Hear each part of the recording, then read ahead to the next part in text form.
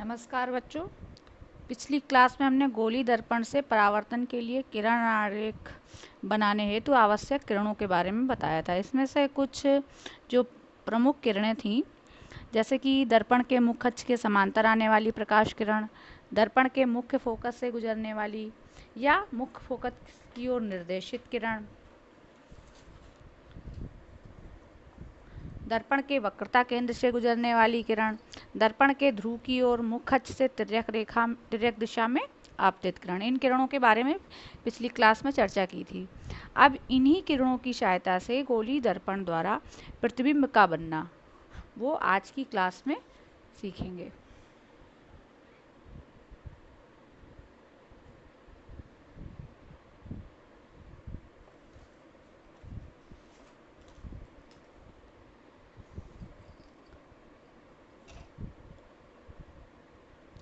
गोली दर्पण द्वारा प्रतिबिंब के बनने के लिए गोली दर्पण, जैसा कि आप सभी जानते हैं, दो प्रकार के होते हैं, अवतल दर्पण और उत्तल दर्पण। तो आज हम लोग अवतल दर्पण द्वारा प्रतिबिंब बनने की स्थितियों के बारे में सीखेंगे। अवतल दर्पण के सम्मुख वस्तु की विभिन्न दूरियों पर स्थिति के लिए प्रतिबिंब की स्थितियों को किरण आरेखों द्वारा समझाया जाता है और उन्हीं किरण आरेखों द्वारा बनने वाले प्रतिबिंब के विभिन्न लक्षण ज्ञात होते हैं। जैसे कि मतलब वस्तु कहाँ रखी हुई है तब प्रतिबिंब की स्थिति कैसी होगी, प्रतिबिंब की प्रकृति कैसी होगी। प्रकृति से तात्पर्य है कि प्रतिबिंब वास्तविक बनेगा या आभासी बनेगा, प्रतिबिंब का विन्यास कैसा होगा। प्रतिबिंब विन्यास से तात्पर्य है प्रतिबिंब उल्टा है या सीधा बन रहा है। प्रतिबिंब का आकार कैसा है, आकार में प्रतिबिंब तीन तरह का हो सकता है, या तो प्रतिबिंब वस्तु की अपेक्षा बड़ा बनेगा या फिर छोटा बनेगा, और या फिर वस्तु के समान आकार में भी बन सकता है, यानी जितनी बड़ी वस्तु है उतना ही बड़ा बन सकता है।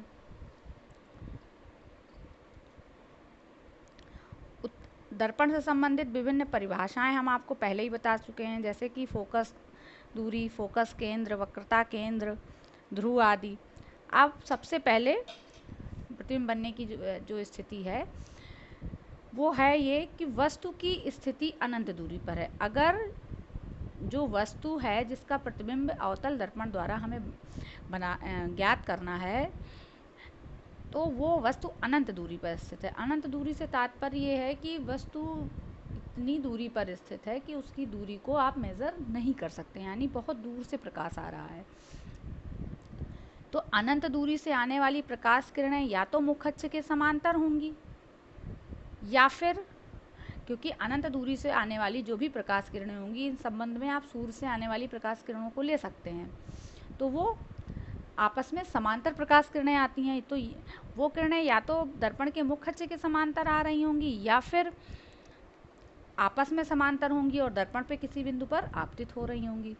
तो यदि वो किरणें मुख्य अक्ष के समांतर आ रही हैं तो ऐसी स्थिति में वो सभी किरणें परावर्तन के पश्चात मुख्य फोकस से होकर जाएंगी, और चूंकि सभी किरणें दर्पण के मुख्य फोकस से होकर जाएंगी तो प्रतिबिंब की स्थिति दर्पण के मुख्य फोकस पर ही होगी।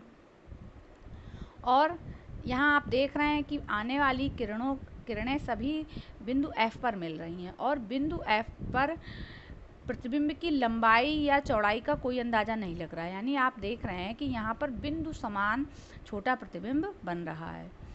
तो अगर ये किरणें मुख्य अक्ष के समांतर आने वाली हैं, वस्तु अनंत दूरी पर स्थित है, ऐसी स्थिति में अगर किरणें मुख्य अक्ष के समांतर आती हैं तो प्रतिबिंब दर्पण के फोकस पर बिंदु समान बनता है।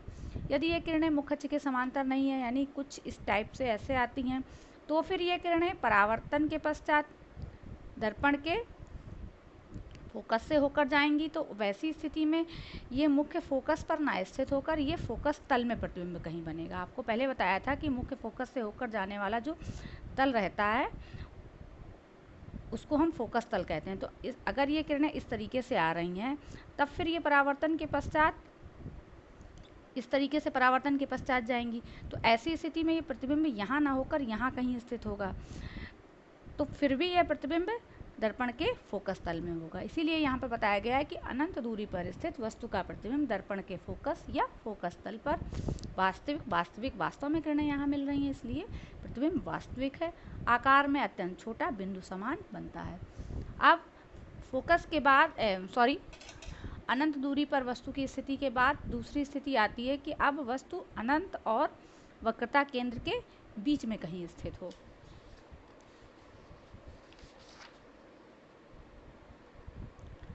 वस्तु की स्थिति दर्पण के वक्रता केंद्र से अधिक दूरी पर है।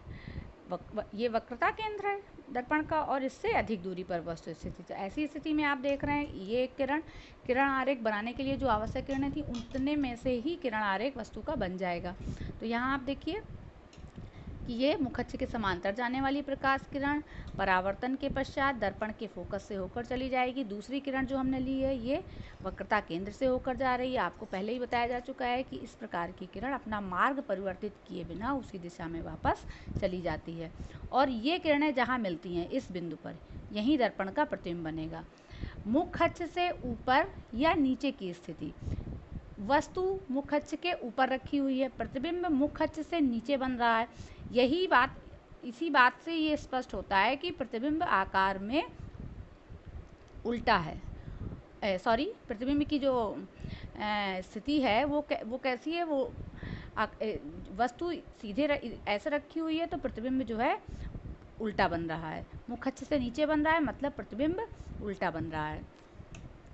और स्थिति क्या है कि ये इस प्रतिबिंब दर्पण के वक्रता केंद्र और फोकस के बीच में बन रहा है। इसको देख के कितनी बातें स्पष्ट होती हैं कि वक्रता केंद्र और अनंत के बीच रखी हुई वस्तु का प्रतिबिंब दर्पण के फोकस और वक्रता केंद्र के बीच में वास्तव में किरणें यहाँ मिल रही हैं, इसलिए वास्तविक उल्टा व आकार में वस्तु से, आप देख रहे हैं, आकार में वस्तु से छोटा बनता है।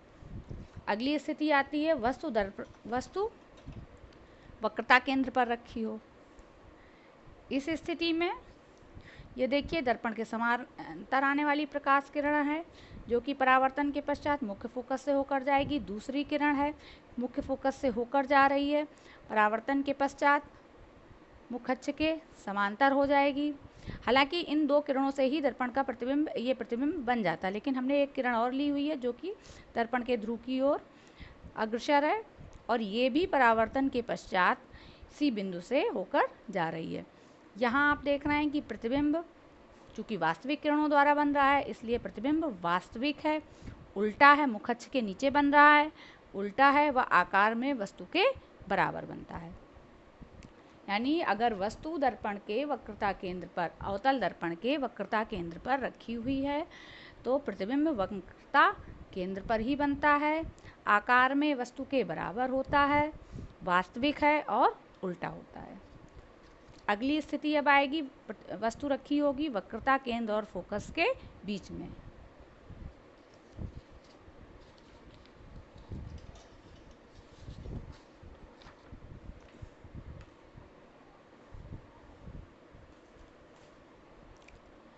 अब वस्तु वक्रता केंद्र तथा फोकस के बीच रखी है। इसमें भी मुखच्छ के समांतर आने वाली प्रकाश किरण परावर्तन के पश्चात दर्पण के फोकस से होकर जाएगी।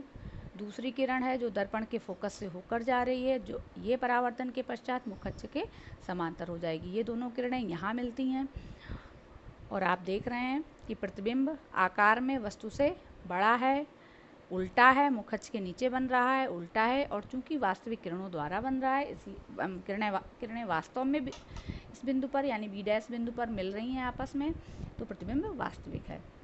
यानी अगर वस्तु अवतल दर्पण के वक्रता केंद्र तथा फोकस के बीच रखी हुई है तो ऐसी स्थिति में प्रतिबिंब वास्तविक उल्टा आकार में वस्तु से बड़ा बनता है। अगली स्थिति है वस्तु फोकस पर रखी होने पर। वस्तु फोकस पर रखी होती है तो इस दिशा में एक किरण ये है जो कि मुखच्छ के समांतर है, परावर्तन के पश्चात फोकस से होकर जा रही। दूसरी किरण ये ली गई जो कि ये वक्रता केंद्र से होकर जा रही है और ऐसी किरण वक्रता केंद्र से ही बिना अपना मार्ग परिवर्तित किए हुए वापस चली जाएगी। तो ऐसी स्थिति में आप देख रहे हैं कि ये दोनों किरणें आपस में कहीं मिलती हुई नज़र नहीं आ रही हैं, ये अनंत की ओर अग्रसर हैं।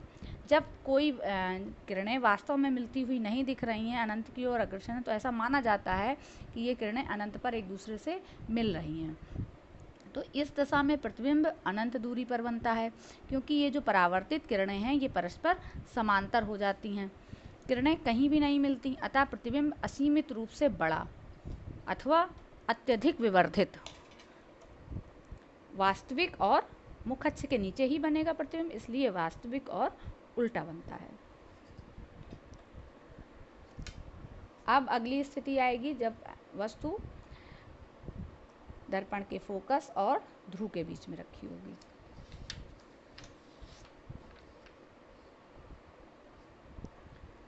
अब वस्तु दर्पण के फोकस और ध्रुव के बीच में रखी हुई है।